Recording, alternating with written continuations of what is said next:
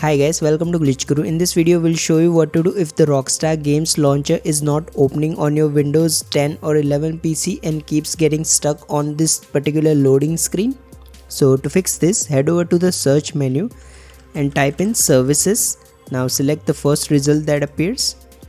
In the services window, you will need to scroll down and find this program compatibility assistance service. Simply right click on it and select properties. Now change its startup type to automatic or automatic delayed start and then click on apply and then hit OK. Now right click on the service again. Now if you see this start option, click on it. If this option is grayed out, simply select this restart option. Once you do this, try launching the Rockstar Games Launcher again and your issue will be solved. However, if this doesn't work, head to the search menu again and type in Windows Security. Now select the first result that appears. Now in here you will need to click on virus and threat protection. Now scroll down and click on this manage settings option here. Now scroll down again and you will need to click on this add or remove exclusions.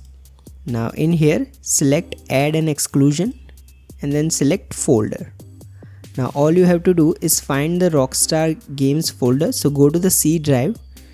Go to the program files 86 folder and find the Rockstar Games folder.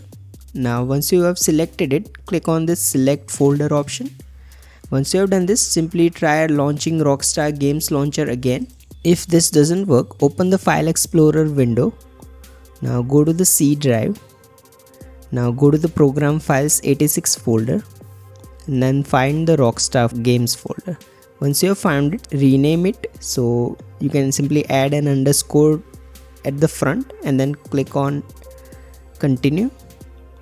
Now go to the documents folder, find the Rockstar Games folder and then delete it. If nothing else works, however, your last option is head to the settings app, go to this apps tab here and then click on installed apps. In here you will need to search for OneDrive.